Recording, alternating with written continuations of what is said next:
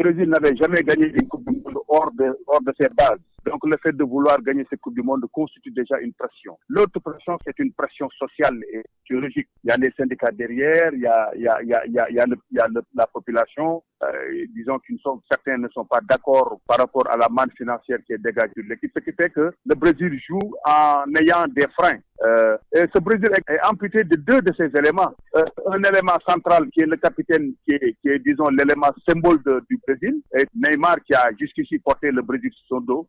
C'est sûr que les absences vont en tout cas impacter sur le jeu du Brésil. Maintenant, mais également des capacités de jeu. C'est-à-dire que est-ce qu'ils auront des joueurs qui seront capables d'élever le niveau de jeu pour pouvoir en tout cas gagner l'Allemagne. Voilà donc la grande question aujourd'hui que tout le monde se pose.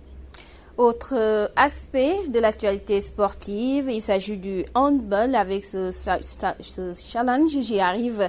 Trophy, le Sénégal qui défend son titre à Bamako, coach. Oui, effectivement, comme vous l'avez si bien dit, donc ce challenge trophy démarre aujourd'hui même et à l'instant même à Bamako, donc les filles du Sénégal, c'est-à-dire les juniors, jouent contre la Sierra Leone et au même moment, les garçons jouent contre la Guinée-Bissau. Nous aurons les résultats dans nos prochaines éditions. Mais ce qui est sûr et certain, selon le président de la Fédération sénégalaise de handball, donc toutes les dispositions sont prises pour une bonne participation à estimer. C'est du Diouf que je vous propose d'écouter. C'était avant le départ de nos équipes nationales.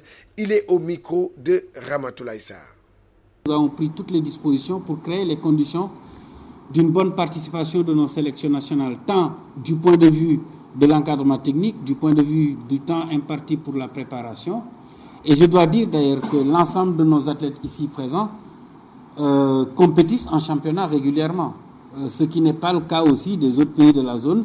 Dans les autres pays de la zone, il n'y a pas un championnat national organisé, en dehors peut-être du Cap-Vert, mais pour ce qui concerne la Guinée, le Mali, la Sierra Leone, la Mauritanie, la Guinée-Bissau et la Gambie, il n'y a pas de championnat national. Nous, nos filles, comme nos garçons, jouent en championnat national de D1 et on est là ce week-end, on va être à la 9e journée.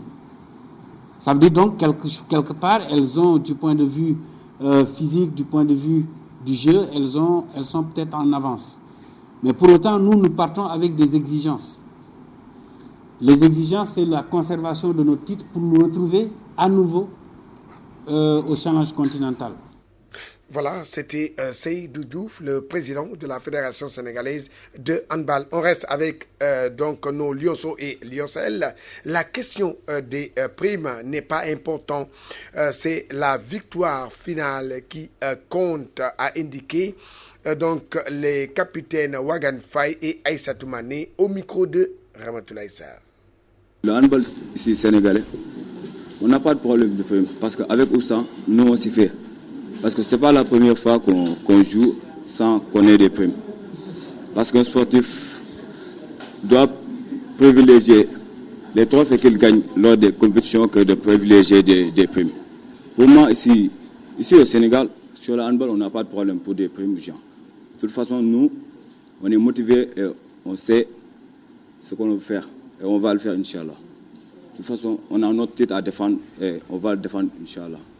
Voilà, donc c'était Wagan Faye, donc capitaine des Lionceaux. Je vous rappelle tout simplement encore qu'à ce moment précis, à Bamako, les garçons jouent contre la Guinée-Bissau et que les filles jouent contre la... Rappeler que le Sénégal est détenteur de ce Challenge Trophy, donc gagné en 2012 ici à Dakar. C'est tout pour le sport. Ce Challenge Trophy que le Sénégal compte défendre à Bamako. Oui, effectivement. Rendez-vous à 14h pour la version Wolof. Inch'Allah. Merci, cher Tidiane Gomis. Sans transition, nous partons à la deuxième partie de cette édition. Comme tous les mardis, l'actualité des médias. Marguerite Rosalinga nous parle aujourd'hui des 2 nouvelles radios qui viennent agrandir le groupe Walfadjri.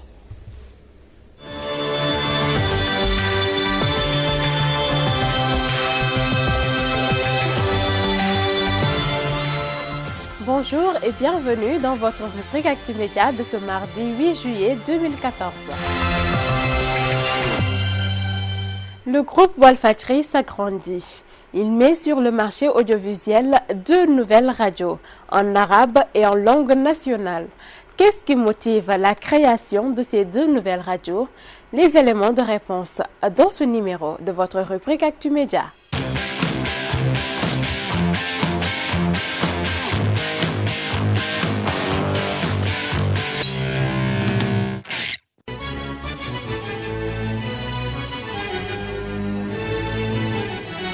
هذا منبر الإخوة المستمعون المستعربون الجاليات العربية في السنغال وشكرا لكم. Une radio en langue arabe, une première au Sénégal. Désormais, les arabophones ont leur propre fréquence, 96.3 de Walfadjri. Oustaz Hassan Diouf en est le coordonnateur. Il y a beaucoup des arabophones ici au Sénégal, mais peut-être ils ne sont pas connus par le public à cause des discriminations intellectuelles qui existent. Il y a beaucoup d'Arabes ici au Sénégal. Donc cela nous encourage de créer une radio pour parler de cette langue-là.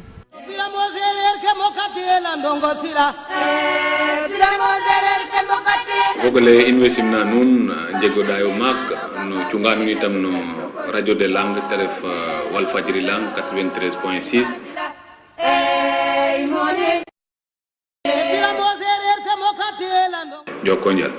Les langues nationales ne sont pas en reste.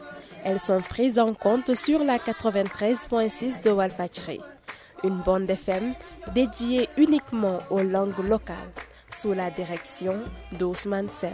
Nous voulons une radio qui donne la langue à chacun, pour que cette personne puisse au moins développer les valeurs que véhicule cette langue, la culture que véhicule cette langue, parce qu'on a vu que ces langues aussi sont des moteurs de développement. Pourquoi donc pas de radio qui vont aussi s'intéresser à ces langues nationales, pour que au moins ces valeurs que ces langues véhiculent puissent aussi connaître de bonnes survivances aux yeux des enfants qui ont besoin aussi de maîtriser leur culture. Et je pense que aussi l'absence des langues nationales dans les médias sénégalais aujourd'hui a occulté la sagesse et l'éloquence de ces langues au plan du développement, mais aussi au plan de l'éducation. Ces 2 nouvelles radios auront un programme spécifique.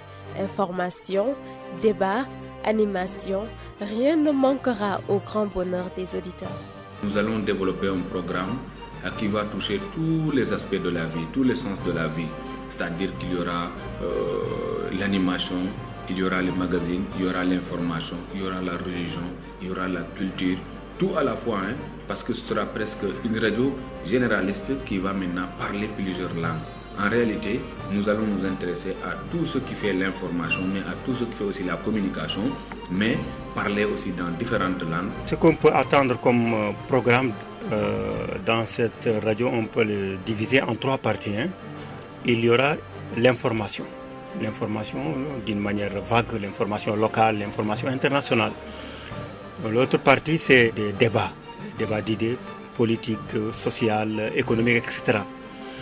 L'autre chose, c'est le divertissement, les chansons, la littérature, etc., etc. Et les Sénégalais encore vont voir l'utilité de ces choses. Quelles sont les cibles de ces 2 nouvelles radios? Voici la réponse des responsables. On sait qu'il y a des gens qui ne parlent pas l'arabe. Mais ne pas parler l'arabe ne veut pas dire qu'on ne va pas vous servir. Pourquoi? Parce que les gens qui sont dans les marchés ont besoin de refléter leur message chez les Arabes. Et c'est possible, quand tu émets des émissions en arabe, la compréhension sera automatique pour les autres qui ne parlent pas l'arabe.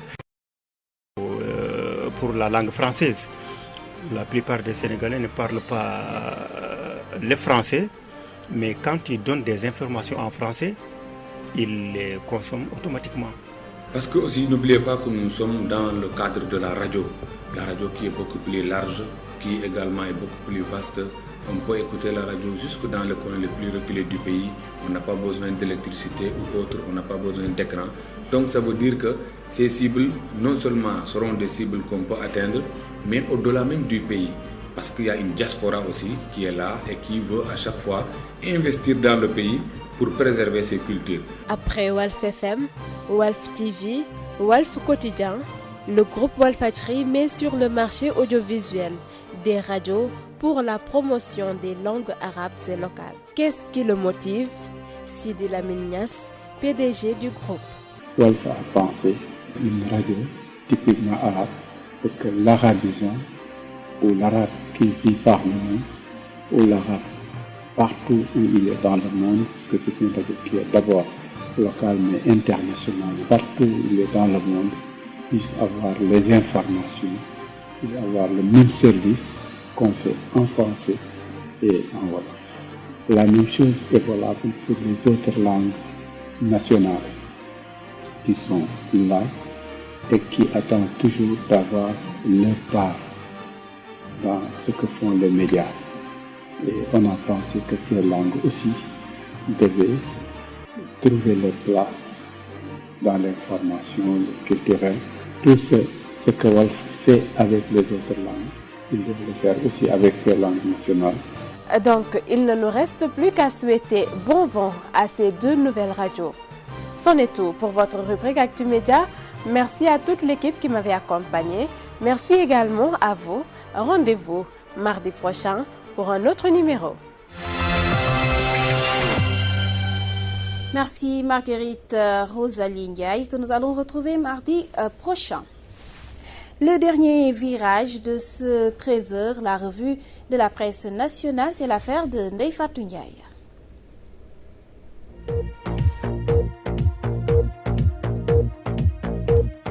Bienvenue à toutes et à tous. Les incohérences d'un gouvernement, titre Direct Info qui cite 30 ministres, 3 ministres délégués et 6 secrétaires d'État. D'après le journal, le nouveau gouvernement qui est si pléthorique, l'état d'âme du président Macky Sall plus prompte à récompenser les vainqueurs des locales qu'à mettre en place un dispositif d'éléments choc. Et c'est là où réside toute la contradiction de la part d'un chef d'État qui, sur un coup de tête, a agi de nature à tordre le cou à la gestion vertueuse et sobre. Dans cette optique, l'observateur liste les paris risqués de Macky lors de la formation du 3e gouvernement, surtout le limogeage des vaincus qui pose comme question un choix politique. À propos de la formation du gouvernement Mohamed Dionne, le populaire nous dit comment Macky a bâti en secret son équipe. Selon mes confrères, le président travaillait sur la liste du gouvernement depuis 2 mois. En effet, les noms de tous les ministrables étaient codés, raison pour laquelle l'équipe gouvernementale a été ficelée depuis samedi. Sous ce registre, Siwel nous révèle pourquoi et comment le Parti socialiste est resté dans le gouvernement de Mohamed Dionne, même si son quota a diminué d'un ministre. À la source, le Canard voit que le poids parlementaire des Verts a valeur de groupe parlementaire. Quoi qu'il en soit, le Soleil nous informe que les nouveaux ministres sont chargés de réorienter le travail de leurs prédécesseurs. En attendant, Walfadjri Quotidien mise sur la chasse aux perdants dans le but de nous faire connaître ces DG dans le couloir de la mort. Pour ces derniers, mon confrère Charles Diène évoque les noms de Pape Mayel Diop, Abdou Aziz Diop, Sidi Sam, Saliou Keïta, l'ancien directeur général de l'ANAMA et actuel secrétaire général de la nouvelle agence pour l'emploi des jeunes, de même que Doudouka, pour ne citer que cela. Sur un autre angle, concernant les futurs promus, Réumi nous renseigne qu'à la délégation générale à la solidarité nationale, Mansour Faye parraine Awa Ndiaye. Politique, le journal Enquête s'intéresse aux manœuvres politiques du parti présidentiel. En croire le journal, Macky Sall est au cœur du Parti démocratique sénégalais. La preuve, Fada, Mamadou Lamine Keïta, Aïda Mbodj et Khafor Touré sont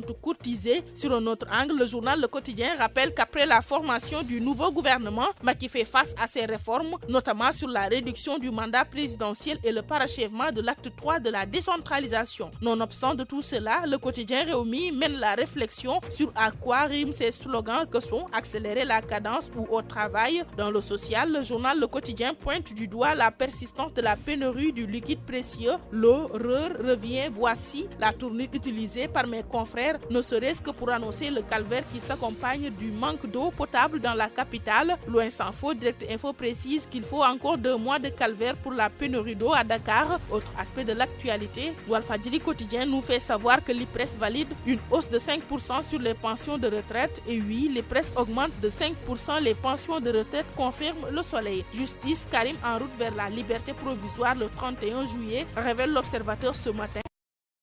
Marque la fin de la traque des biens mal acquis. En effet, après les locales, on mettra fin à cette traque, aurait confié le président Macky Sall à une source qui lui est proche, écrit l'Observateur. Par ailleurs, des sources proches du dossier Karim Wade renseignent dans l'Observateur que le procès de ce dernier sera reporté et il bénéficiera d'une liberté provisoire assortie d'une interdiction de sortie du territoire. Sport, Brésil-Allemagne a coupé le souffle, balance Sport. Alors, les Oriverdés en danger, s'interroge Stade Quotidien. Par conséquent, Lutte, qui est le meilleur roi des arènes, se demande sous nous lambe. À ce propos, le Canard donne la parole à des éléments clés de l'arène sénégalaise. D'abord, le grand chroniqueur de lutte, Malik Thiandoum, affirme que Yekini est le meilleur de tous. Ensuite, Bécaye Mbaye balance que Balla et Yekini sont les meilleurs. Enfin, selon vous, auditeurs et téléspectateurs de Walfadjri, qui est le meilleur roi des arènes? Bonne lecture. Une question à plusieurs réponses. Ndefa Tungay, en tout cas, merci et bonne lecture. Voilà, c'est fini pour ce 13h. Heureuse de vous l'avoir présenté. Merci à toute l'équipe technique qui m'a accompagné, également à Ousmane Sen pour la réalisation. Merci à vous pour votre attention, votre fidélité, notre fierté. Paix et amour dans vos cœurs et dans vos maisons. À 14h, retrouvez Seydina Omarba pour les informations en Wolof. Bon appétit aux non-jeûneurs et excellente suite des programmes avec Wolf TV.